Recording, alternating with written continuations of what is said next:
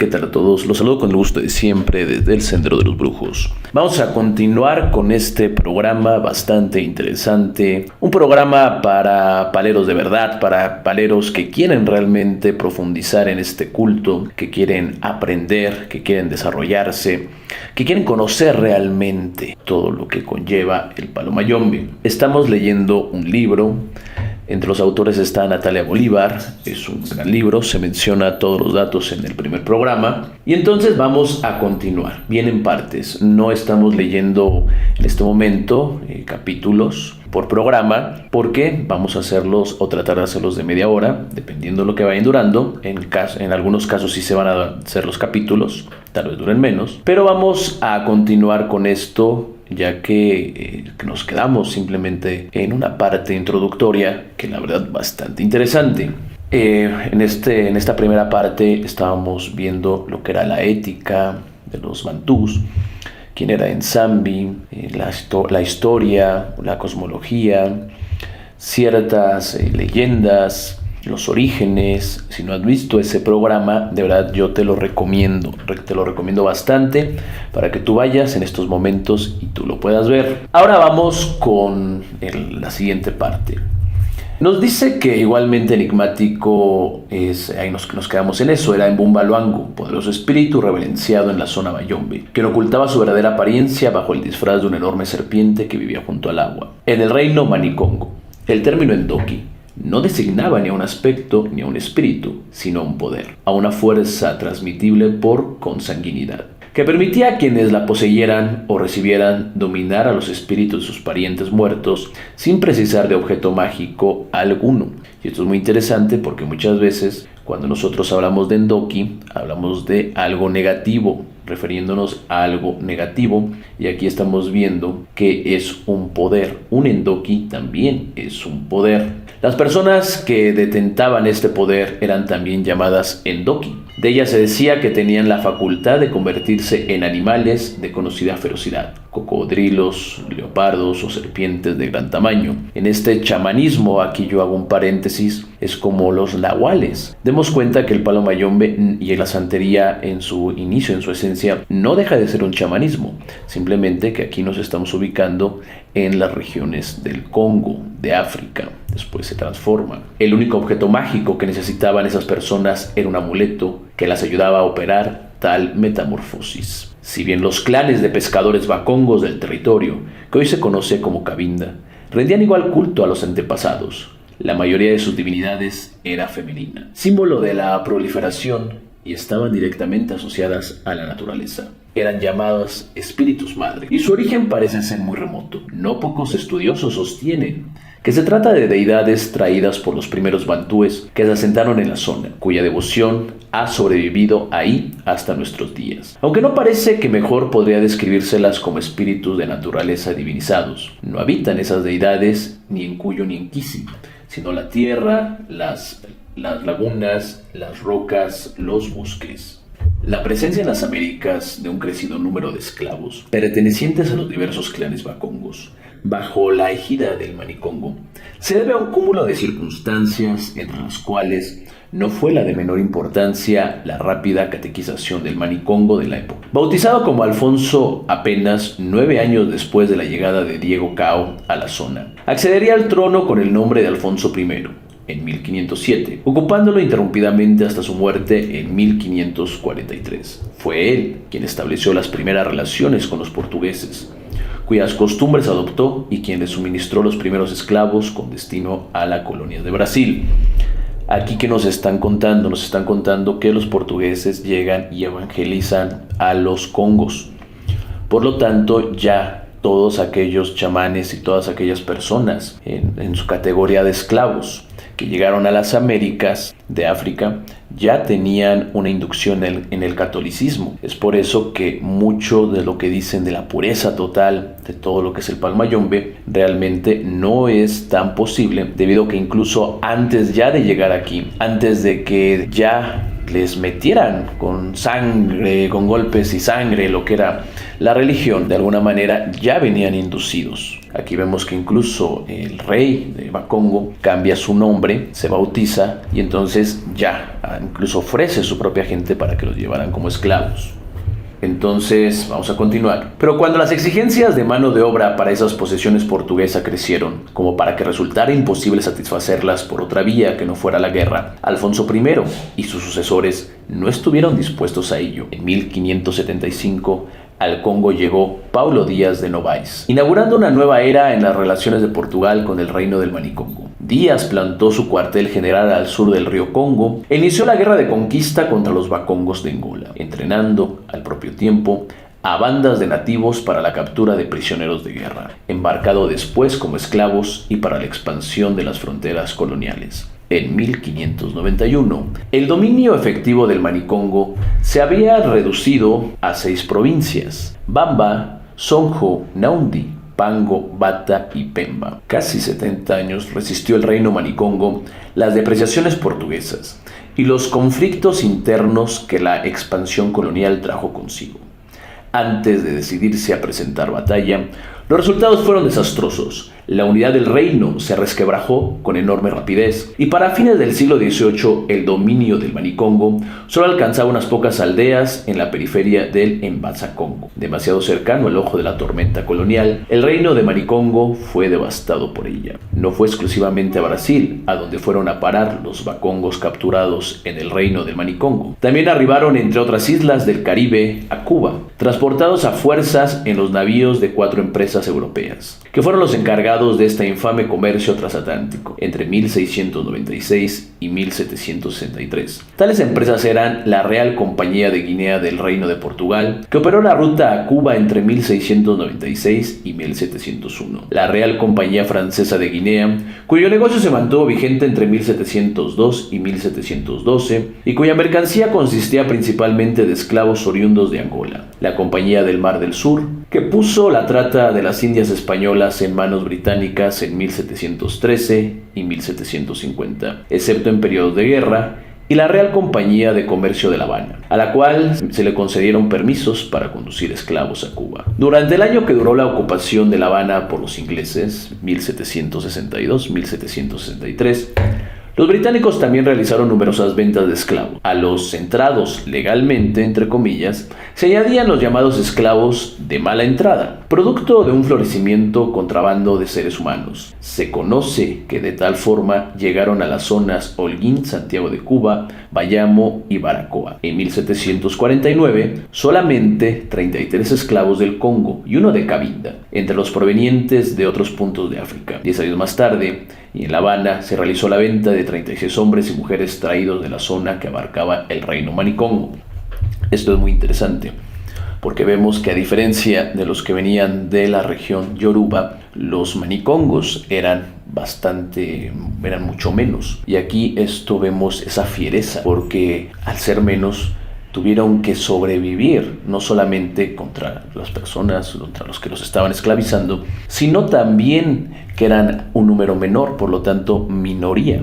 Y entonces el sobrevivir bajo esas circunstancias, eso nos habla de que tuvieron que haber sido hombres de gran valor, de gran fuerza, de gran voluntad. Y esto la verdad es bastante bueno saberlo, porque cuando nosotros nos llamemos paleros, nos llamemos a nosotros también ganguleros, tenemos que entender que estas personas que nos anteceden fueron realmente personas muy valientes, porque de entrada tuvieron que ser expulsados, vivieron guerras, fueron expulsados, después esclavizados, llegando en minorías a una tierra que no conocían. Esto es muy complicado, entonces hay que llevar esto con mucho, pero mucho respeto.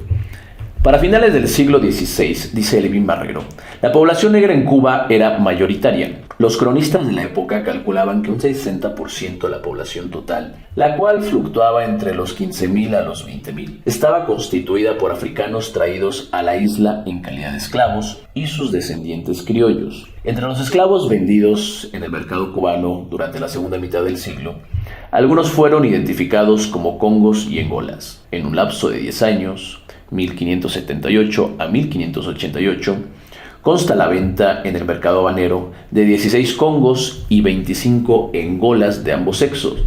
En los primeros 39 años del siglo XVII, y en virtud de la Real Cédula, salieron de Angola 385 barcos negreros, muchos con destino a Cuba. La media de esclavos transportada en cada uno de ellos han sido calculada en 139. Y las pérdidas durante la travesía entre el 20 y el 25 de esos pasajeros forzosos en cada viaje. Desembarcados en diferentes puntos de Cuba, cientos de congos, engolas y cabindas fueron destinados a plantaciones de caña, café y tabaco esparcidas por toda la isla. Fueron ellos los que compusieron en honor a los nuevos reinos sagrados del dominio del Manicongo los primeros enquisi, de los cuales nacieron otros muchos. Estos, a su vez, procrearon lo que, junto a aquellas prendas originales, llegarían a ser los fundamentos de la regla del palomonte en Cuba. 2 de ellas fueron hechas por Pinar del Río, una en La Habana, 2 en Matanzas, una en Santa Clara, una en Camagüey y las 2 últimas en Oriente. Nómbreselas de Pinar del Río: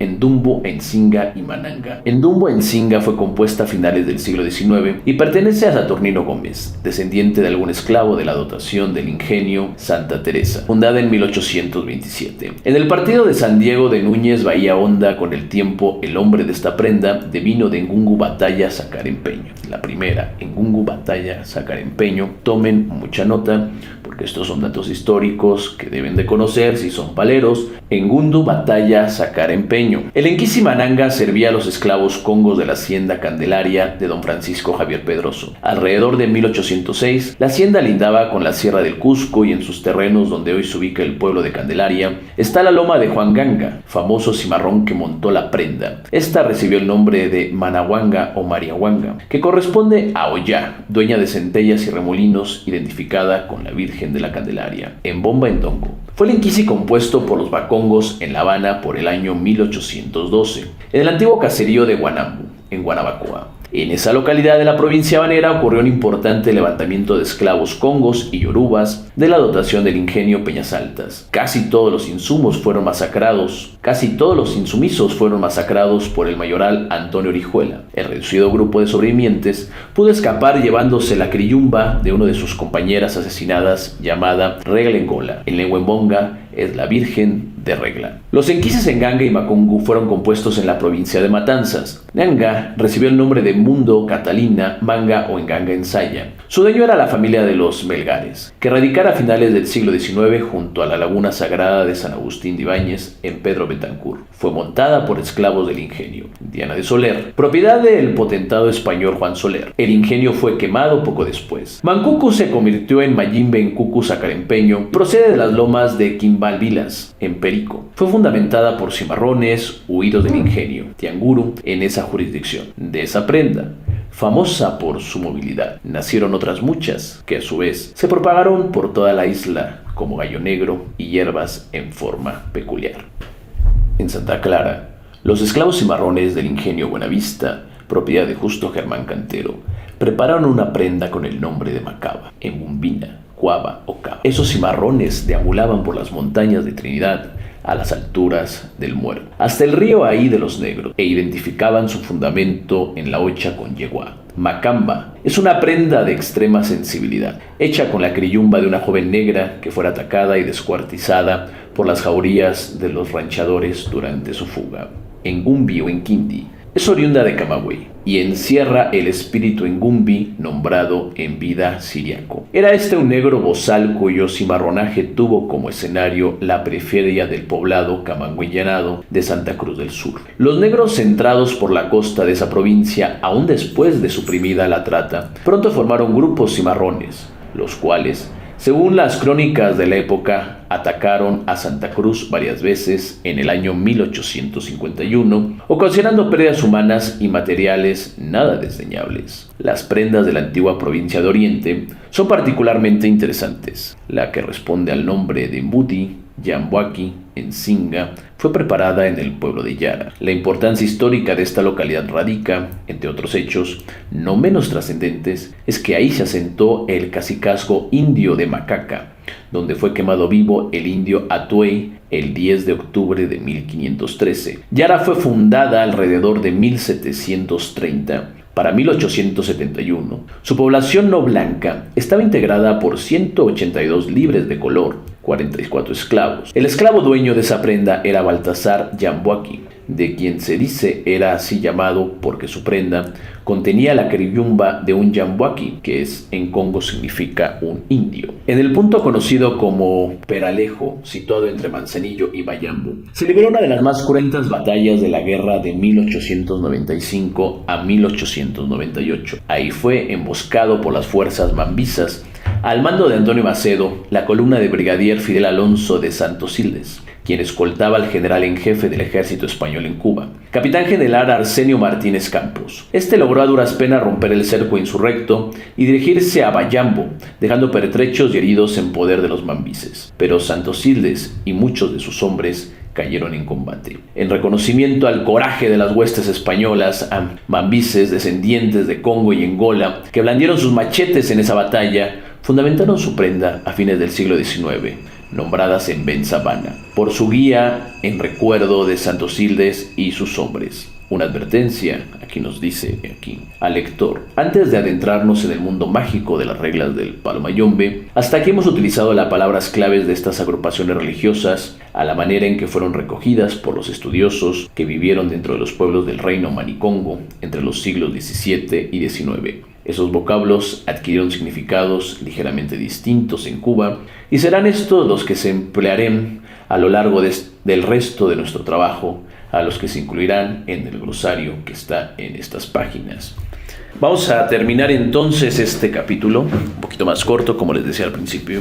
Es bastante interesante ver cómo este culto se forjó por hombres realmente con mucha voluntad, hombres realmente que sufrieron mucho, personas, y hablo de hombres y mujeres que entregaron sus vidas. Hubo muchas personas que murieron cuando eran los trayectos, en las guerras, en las batallas, pero con esa fuerza, esa voluntad, que es la que yo digo que debe de tener realmente un palero, lograron sobresalir y lograron traernos a nuestros tiempos este hermoso culto. Yo te digo realmente que veas esto, que lo respetes, que te des cuenta si tú estás rayado, quieres pertenecer, lo grandioso que es esto, cuántas vidas, cuántas tristezas, cuántas separaciones familiares, cuántas tragedias, cuántos crímenes pasaron estas personas, y qué fuerte ha de ser su voluntad, o fue su voluntad, para que pudieran sobrevivir lejos de su país, en terrenos que no conocían, inducidos a religiones que no querían, maltratados, vegados, hechos esclavos, quitándoles su libertad,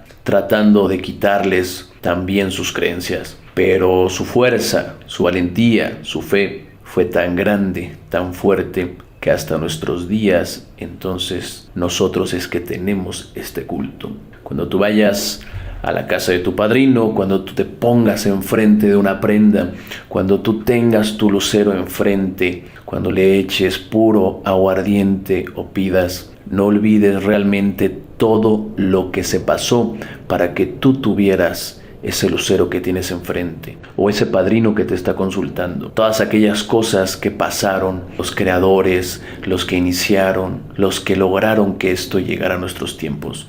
No lo olvides. Y si tú eres palero, realmente date cuenta de lo que eres, del gran peso, es verdad, de toda esa trayectoria que tuvieron. Con orgullo, yo te digo que de verdad, con orgullo y tomando en cuenta esto, vivas a bien tu vida y realmente, no solamente cuando digas somos o no somos, no lo tomes como una palabra vana. Date cuenta que detrás de ti están muchos hombres, muchas mujeres que dejaron sus vidas para que tú tuvieras el privilegio de conocer este gran culto. De esta manera yo me voy a despedir de todos ustedes. Les recuerdo que comenten, que compartan, que den like, que se suscriban. Realmente que se suscriban, porque yo veo mucha gente que les gustan los programas, que ponen sus likes o manita arriba, pero que no se suscriben. Yo sé que a mucha gente a lo mejor es el hecho de decir, es que cómo van a ver que yo tengo una página que tiene en la parte del nombre brujo. Eso no ha de estar bien. Que no te importe lo que diga la gente. Yo te aseguro que si la gente, tú le enseñas un programa, el que sea que nosotros tenemos, te aseguro que hasta ellos mismos, antes que tú, se van a suscribir. De nueva cuenta, yo me despido de ustedes y les recuerdo que estamos aquí, en el Sendero de los Brujos. Muchas gracias.